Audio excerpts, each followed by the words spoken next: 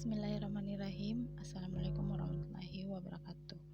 Rabbi shrah li sadri wa yassir li amri wahlul 'uqdatam min lisani yafqahu qawli.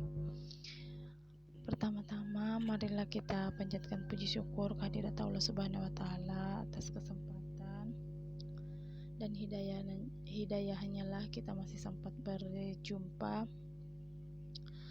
via virtual pada kesempatan kali ini. Pada mata kuliah hari ini, mata kuliah pengetahuan lingkungan tanggal 22 Oktober 2021, kita memasuki pertemuan kedua yang akan membahas tentang lingkungan, ilmu, lingkungan dan perspektif Islam. Yang mana yang akan kita bahas yaitu pertama pengantar, kedua pengertian lingkungan, ketiga konsep ilmu lingkungan, dan keempat adalah Islam dan lingkungan. Sebagai pengantar, materi yang akan kita pelajari hari ini yakni kita akan mengetahui, setelah pembelajaran ini kita akan mengetahui apakah yang dimaksud dengan lingkungan itu dan apa saja permasalahan-permasalahan lingkungan yang Anda ketahui, serta mengapa sih perlu kita mempelajari ilmu lingkungan. Seperti gambar yang kalian lihat pada layar, ini merupakan contoh permasalahan yang dialami oleh lingkungan. Banyaknya sampah juga termasuk dalam permasalahan lingkungan, serta polusi udara yang terjadi di kota-kota industri. Kemudian kita masuk ke pengertian lingkungan. Jadi lingkungan adalah semua kondisi dan faktor eksternal, baik itu hidup maupun tidak hidup, yang mempengaruhi semua organisme. Adapun menurut Munajat Danusaputro mengatakan bahwa lingkungan adalah semua benda dan daya serta kondisi termasuk di dalamnya manusia, dan tingkat perbuatannya terdapat dalam ruang di mana manusia berada dan mempengaruhi kelangsungan hidupnya, serta kesejahteraan manusia. Ada banyak ilmuwan yang telah menjelaskan, para ahli menjelaskan tentang definisi dari ilmuwan dari lingkungan. Misalnya saja Otto Sumarwoto menjelaskan bahwa lingkungan hidup adalah ruang yang ditempati suatu benda, suatu makhluk hidup bersama dengan benda hidup dan tak hidup di dalamnya, itu termasuk tumbuhan, hewan, manusia, serta jasad renik yang menempati ruang tertentu. Menurut Emil Salim, lingkungan hidup diartikan sebagai benda, kondisi, keadaan, dan pengaruh yang terdapat dalam dalam ruang yang kita tempati dan mempengaruhi hal yang hidup termasuk kehidupan. Menurut Undang-Undang Nomor 32 Tahun 2009 menyatakan bahwa lingkungan hidup adalah kesatuan ruang dengan semua benda, daya, keadaan, dan makhluk hidup termasuk manusia serta perilakunya yang mempengaruhi alam itu sendiri, kelangsungan kehidupan dan kesejahteraan umum serta makhluk hidup. Jadi lingkungan itu tidak hanya membahas tentang makhluk hidup saja, akan tetapi seluruh atau benda-benda yang ada di dalamnya, baik itu materi, energi, begitupun dengan perilaku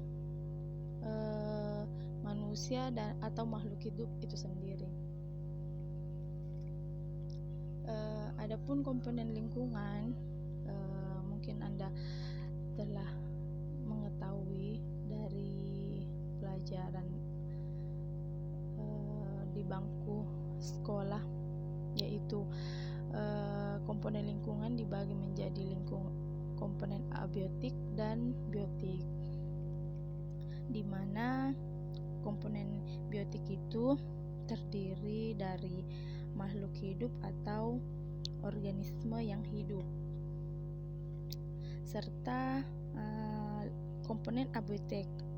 Komponen abiotik itu terdiri dari benda-benda tak hidup, misalnya saja energi, bahan kimia, udara, matahari, dan lain-lain. Jadi simpulannya bahwa lingkungan adalah suatu sistem yang kompleks yang ada di sekitar manusia, baik itu benda hidup maupun tak hidup, yang akan mempengaruhi, yang akan melakukan timbal balik perkembangan hidup manusia, baik secara langsung maupun tidak langsung. Dalam ilmu lingkungan, yang menjadi muatannya yaitu ilmu lingkungan adalah ekologi yang menerapkan berbagai asas dan konsepnya kepada masalah yang lebih luas, yang menyangkut pula tentang hubungan manusia serta dengan lingkungannya. Dalam ilmu lingkungan akan mempelajari atau akan mengintegrasikan berbagai ilmu yang mempelajari hubungan timbal balik antara jasad hidup dengan lingkungannya. Tujuannya apa? Yaitu untuk mengukur dan menilai perubahan dan dampak kegiatan manusia terhadap ekosistem. Ilmu lingkungan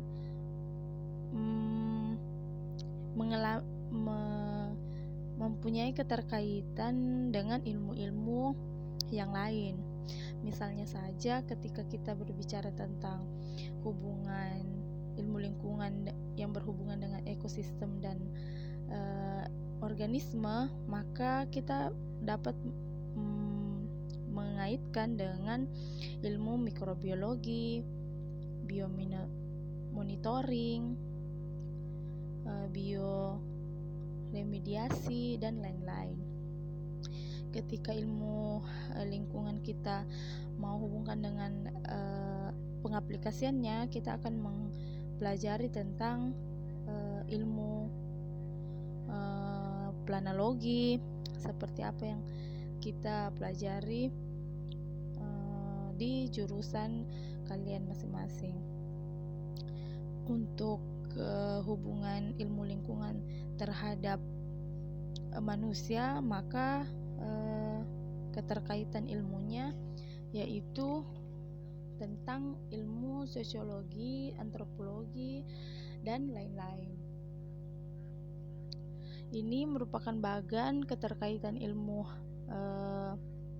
lingkungan atau environmental science, di mana semua ilmu-ilmu itu mengalami terjadi keterikatan antara yang satu dengan yang lain. Misalnya saja pada ilmu lingkungan, kita akan juga mempelajari tentang ekosistem, biosistem, tentang apa itu energi, materinya, tentang populasi, dan lain-lain.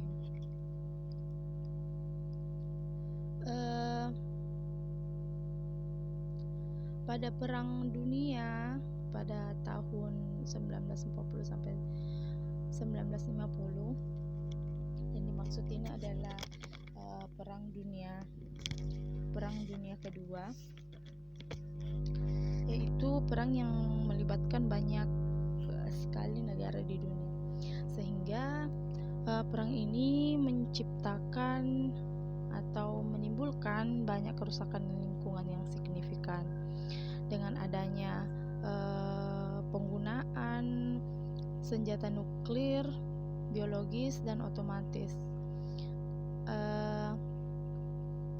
Banyaknya penggunaan teknologi modern, baik itu di bidang industri, pertambangan, serta penggunaan penciptaan pestisida.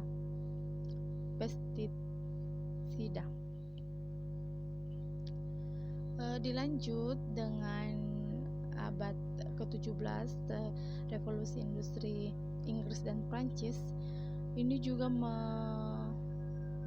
menyebabkan kerusakan lingkungan yang menjadi catatan atau peristiwa paling penting dalam dunia, di mana pada revolusi industri terjadi pada periode antara 1760 sampai 1850, di mana pada revolusi ini terjadi perubahan secara besar-besaran di bidang pertanian, manufaktur, pertambangan, transportasi, dan teknologi.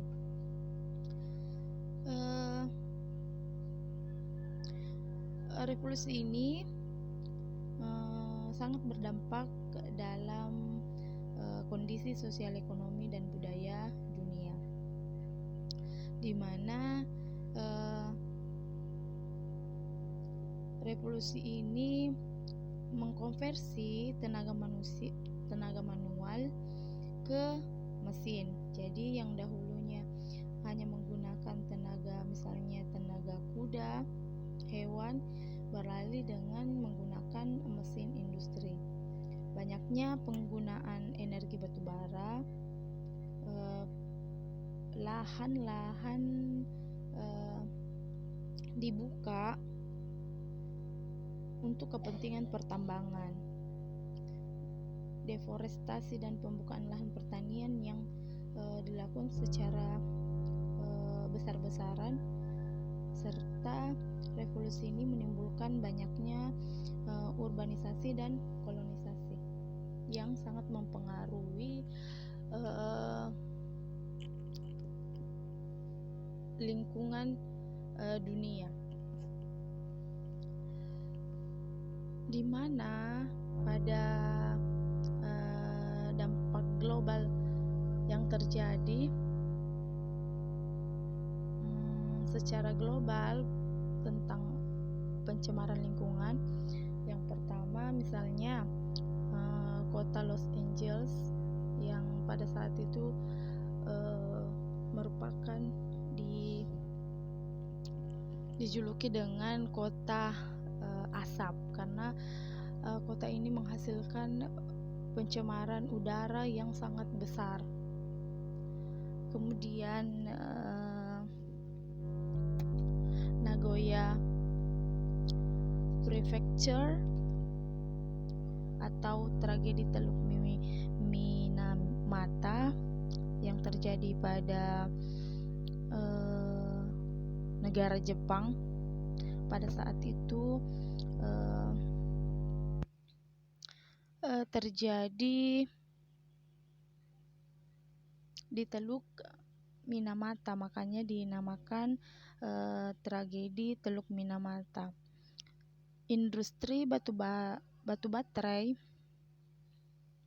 pada yang bernama PT Chiso membuang limbah B3 di teluk tersebut, sehingga berakibat buruk pada sekitar pantai tersebut.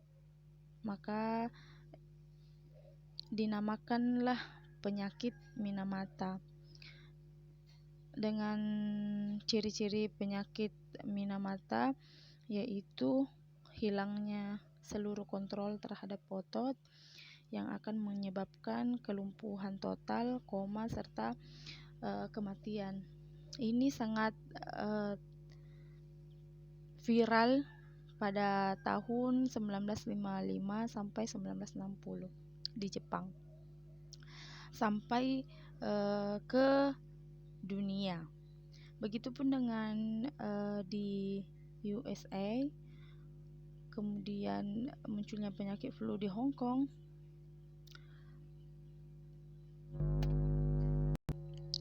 sehingga pada tanggal 15 Juli 1972 maka dilakukanlah konferensi Stockholm. Maka dari itu hasil dari konferensi ini diperingati sebagai Hari Lingkungan Hidup, yakni jatuh pada tanggal 5 Juni. Pada seminar pengelolaan lingkungan hidup dan pembangunan nasional di Universitas Padjadjaran Bandung tanggal 15 sampai 18 Mei 1972 itu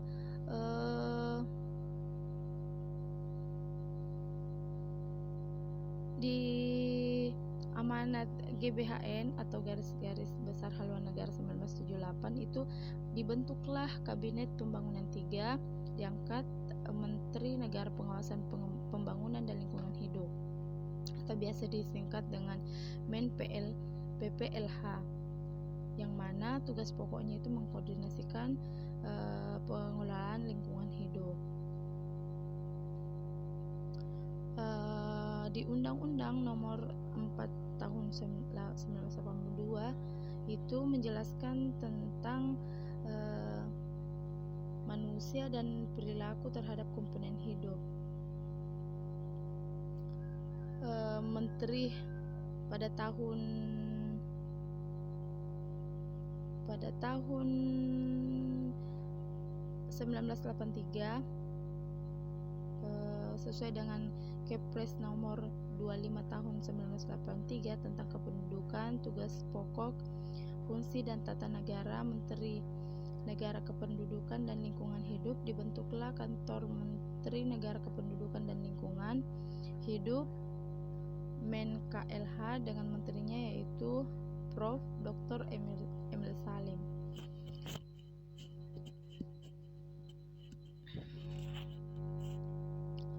Kemudian mengalami perubahan kembali pada tahun 1997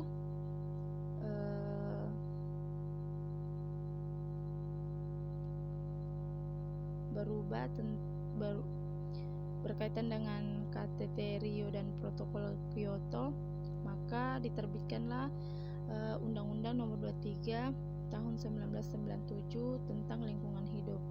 Kemudian diperbaharui kembali menjadi Undang-Undang Nomor 32 Tahun 2009 tentang perlindungan dan pengelolaan lingkungan hidup. Jadi kalau kita berbicara tentang lingkungan hidup, perlindungan dan pengelolaan lingkungan hidup, kita mengacu pada Undang-Undang Nomor 32 Tahun 2009. Kemudian pertanyaan selanjutnya, mengapa sih pengetahuan lingkungan itu menjadi penting bagi seorang planner? Mengapa penting untuk seorang planner? Karena seorang planner itu dituntut untuk dapat mengetahui atau mempelajari ilmu lingkungan agar perencanaan yang dilakukan dapat menjadi ramah lingkungan, sehingga seorang planner itu dituntut dapat meningkatkan pengetahuannya tentang lingkungan, sehingga dapat memberikan kesadaran dan kepedulian terhadap masyarakat akan pentingnya lingkungan, mengedukasi masyarakat kemudian memberikan solusi terhadap permasalahan yang ada. Misalnya seorang planner memberikan rekomendasi tentang pembangunan berkelanjutan, sehingga di masa yang akan datang generasi-generasi selanjutnya dapat merasakan juga bagaimana lingkungan yang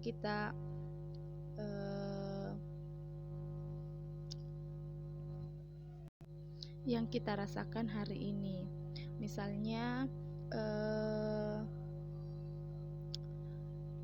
pengelolaan sumber daya alam dengan pendekatan lingkungan, sehingga kita dapat menghindari timbulnya permasalahan-permasalahan tentang lingkungan yang ada. Kemudian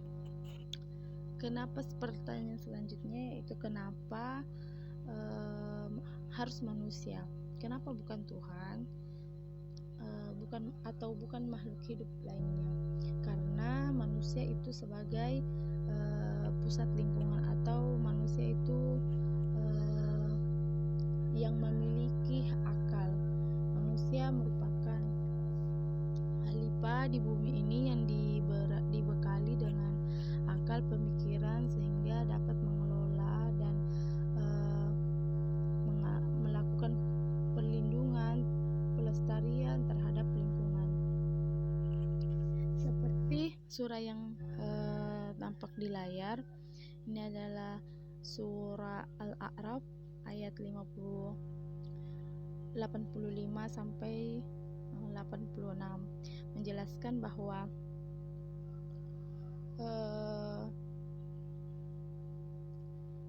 dan kami telah mengutus kepada penduduk Madnya saudara mereka Shuaib. Ia berkata, hai kaumku, sembahlah Allah, sesekali tiada Tuhan bagimu selainnya. Sungguh telah datang kepadamu bukti nyata dari Tuhanmu, maka sempurnakanlah takaran dan timbangan, dan janganlah kamu kurangkan bagi manusia barang-barang takaran dan timbangannya, dan janganlah kamu membuat kerusakan di muka bumi ini sesudah Tuhan memperbaikinya. Dan demikian itu telah baik bagimu jika betul-betul kamu yang beriman. Jadi ayat ini menjelaskan kita menggunakan sesuai dengan takaran dan timbangannya, serta kita dilarang membuat kerusakan di bumi ini. Jadi kita harus mempergunakan sumber daya alam dan lingkungan sesuai dengan takarannya serta kapasitasnya. Jangan kita membuat kerusakan yang akan mempengaruhi lingkungan, sehingga generasi-generasi selanjutnya tidak dapat menikmati apa yang telah kita rasakan hari ini. Ini ada 3 proses penciptaan alam yang telah diciptakan oleh Allah Subhanahu wa Ta'ala. Kemudian kita bertugas sebagai pengelola lingkungan. Jadi kita manusia ditugaskan untuk mengelola lingkungan sebaik mungkin serta melestarikan lingkungan agar generasi atau manusia masa depan dapat menikmati juga. Maka dari itu di perencanaan wilayah kota kita itu mempelajari tentang pembangunan berkelanjutan, di mana pembangunan yang dilakukan untuk dengan pendekatan lingkungan, sehingga generasi selanjutnya juga dapat menikmati apa yang kita nikmati hari ini, misalnya air yang melimpah, tanah yang lapang. Kalau misalnya pelestarian lingkungan tidak dijaga dengan baik, maka anak cucu kita nanti bisa jadi tidak dapat lagi menikmati apa yang kita nikmati hari ini. Selanjutnya yaitu ruang ekosistem. Jadi fungsi ekosistem ada dua, yaitu ruang ekosistem dan penyedia kebutuhan. Jadi dengan adanya akal yang dimiliki manusia itu yang mengelola lingkungan dengan merubah ruangnya menjadi lebih bermanfaat dengan memanfaatkan sumber daya alam.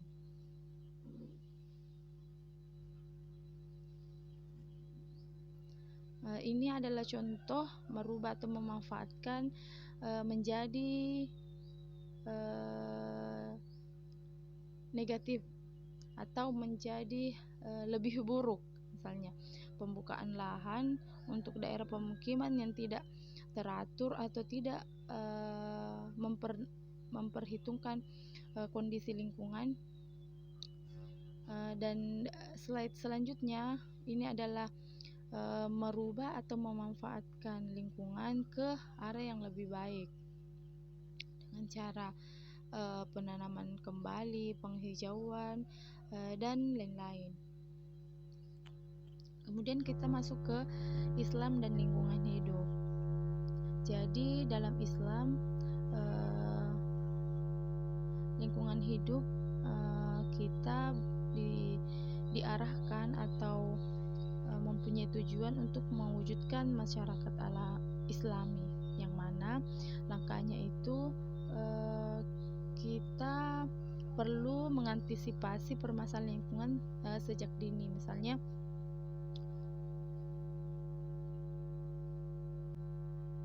Misalnya saja adanya penebangan hutan liar, maka kita antisipasi permasalahan lingkungan ini dari dini dengan menggalangkan penanaman 1000 pohon atau program-program yang lain, sehingga kita harus memahami, menambah ilmu tentang lingkungan hidup itu sendiri.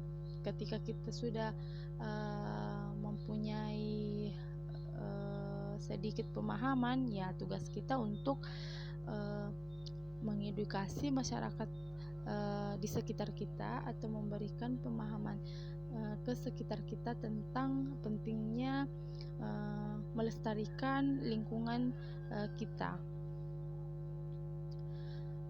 Itulah tadi penjelasan yang telah kami paparkan. Mungkin masih banyak kekurangan, namun setidaknya memberikan manfaat dan memberikan penambahan wawasan bagi kalian semua. Kemudian untuk tugas pertamanya bisa dilihat bahwa silahkan mengambil gambar di lingkungan sekitar Anda, kemudian identifikasi yang mana bagian dari komponen biotik dan mana komponen abiotik. Kemudian tandai setiap komponen dalam foto yang diambil, dan foto yang diambil dikirim dalam bentuk PDF melalui Lentera pada hari Minggu, Ahad, tanggal 24 Oktober 2021, jam batas pengumpulan sampai jam 8 malam. Contohnya seperti gambar yang tertera pada slide. Mungkin cukup sekian, saya akhiri dengan ucapan billahi taufiq wal hidayah. Assalamualaikum warahmatullahi wabarakatuh.